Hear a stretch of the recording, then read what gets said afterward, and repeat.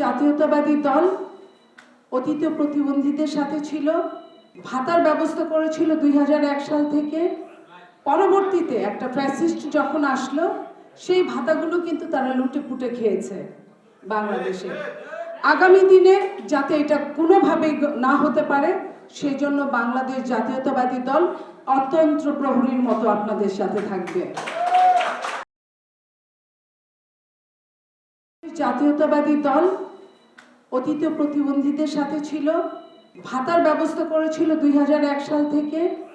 পরবর্তীতে একটা ফ্যাসিস্ট যখন আসলো, সেই ভাতাগুলো কিন্তু তারা লুটে পুটে খেয়েছে বাংলাদেশে।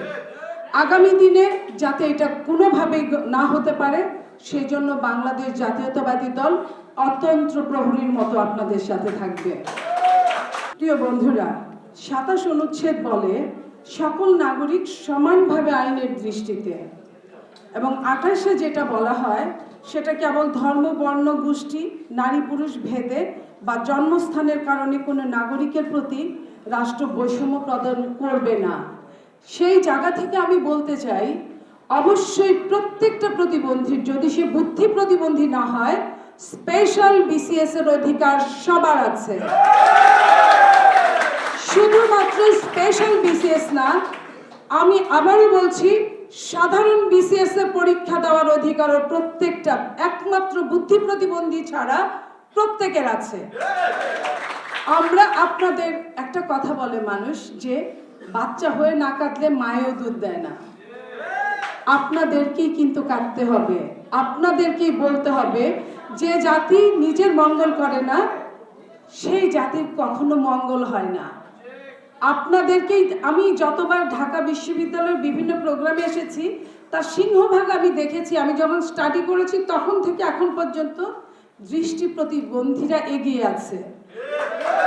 আমরা কিন্তু দৃষ্টি প্রতিবন্ধীদের মতো অন্যান্য প্রতিবন্ধীদের কথাও শুনতে চাই, তাদের হয়েও কাজ করতে চাই, তাদের জন্যও কাজ করতে চাই। কিন্তু সবচেয়ে দুঃখজনক হচ্ছে, আমি না বলে পারছি না, আমি আমার ছোট ভাই আজকের ভিপি ঢাকা বিশ্ববিদ্যালয়ের, হ্যাঁ অনেক কাজ থাকবে, এটাই স্বাভাবিক, কিন্তু এমন একটা প্রোগ্রামে ঢাকা বিশ্ববিদ্যালয়ের vice chancellor, pro vice chancellor, proctor এবং খুদ সভাপতি, তারাই যদি না আসে এবং দেরি করে আসে, প্রতিবন্ধীদের তো বাণী নিভৃতে কাঁদবে, এটাই স্বাভাবিক।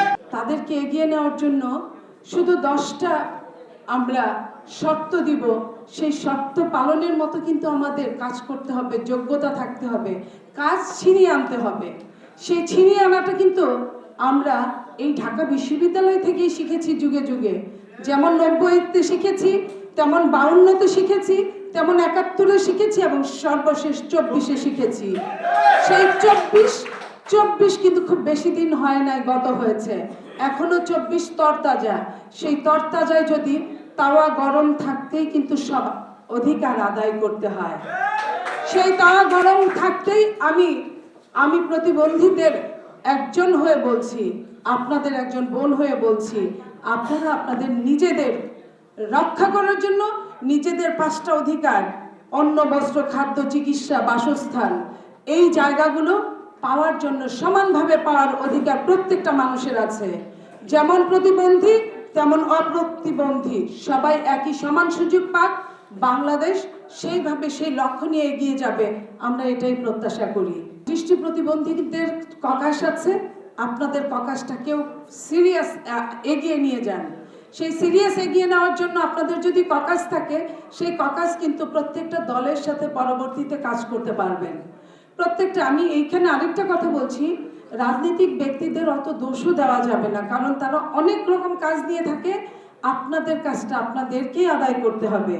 সেই আদায় করার জন্য এই যে নির্বাচনী প্রতিশ্রুতির পর ওনাদের কিন্তু মনে নাও থাকতে পারে, যদি আপনারা মনে না করিয়ে দেন।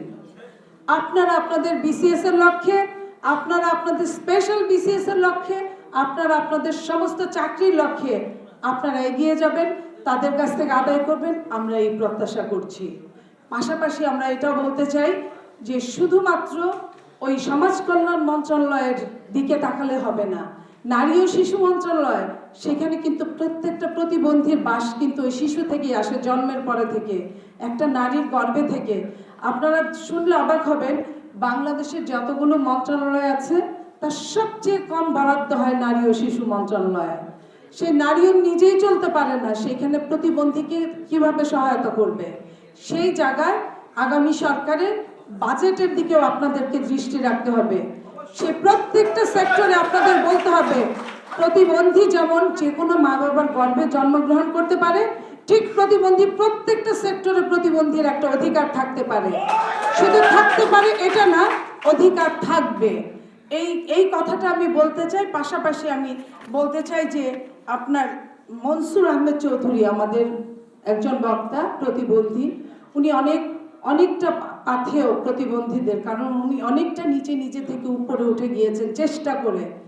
ওনাদেরও কিন্তু পরামর্শ এবং এই অধিকার আদায়ের জন্য তার অনুজদের জন্য সোচ্চার থাকতে হবে। সেই প্রত্যেকেই আমরা আপনাদের জন্য সোচ্চার থাকব। তবে আপনাদেরকেই বলতে হবে, আমি কিন্তু আসতাম না। আমি আপনাদের এই যে আন্তরিকতা, এই যে খোঁজ নেওয়া, এবং আমি বলেছি আগেও যে প্রতিবন্ধীদের প্রতি আমার একটা দুর্বলতা আছে, সেই দুর্বলতা থেকে আমি এসেছি।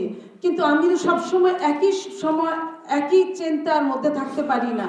সো আপনাকে আপনার অধিকারটা আদায় করে নিতে হবে। সেই অধিকার আদায়ের লক্ষ্যে আসুন আপনি, আমি, আমরা সবাই একসাথে একযোগে কাজ করি। এখানে কোনো দল আলাদা হতে পারে না, সবগুলো দল এক। তবে হ্যাঁ, অবশ্যই ফ্যাসিস্টের বিপক্ষের দল সবগুলো আমরা একযোগে আগামীতে ইনশাআল্লাহ আমরা আমাদের লক্ষ্যে পৌঁছতে পারবো। সবাইকে ধন্যবাদ। changetv.press এক ফোঁটা হলুদও নেই।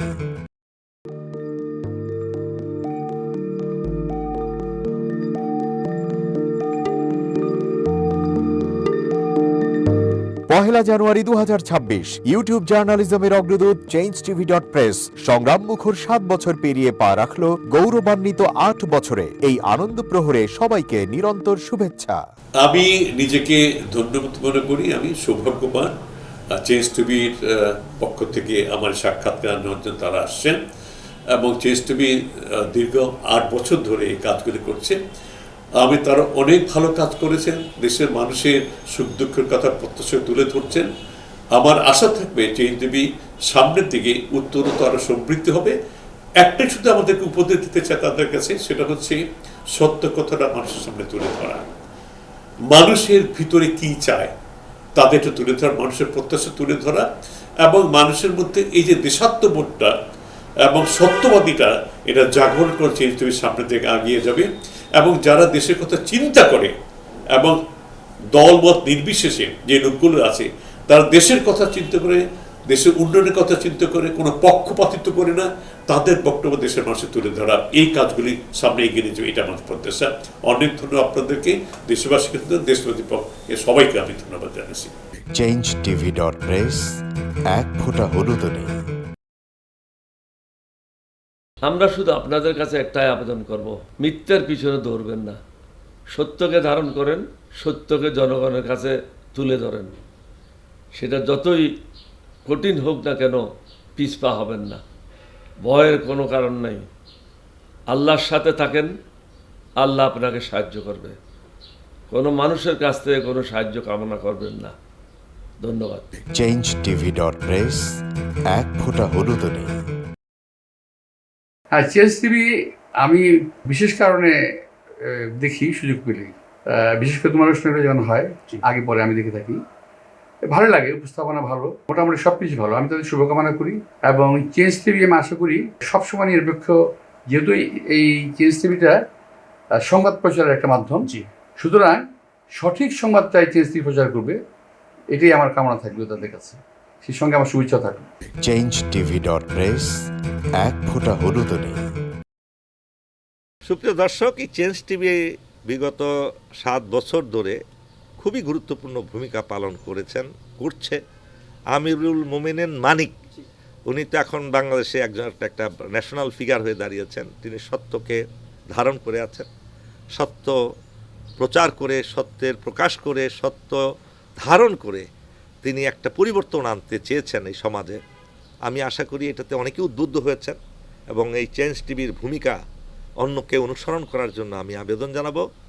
একই সাথে চেঞ্জ টিভির কর্তৃপক্ষ এবং দর্শক শ্রোতাকে আমার ব্যক্তিগত দোয়া এবং শুভেচ্ছা রইল। চেঞ্জ টিভি.প্রেস, এক ফোঁটা হলুদও নেই।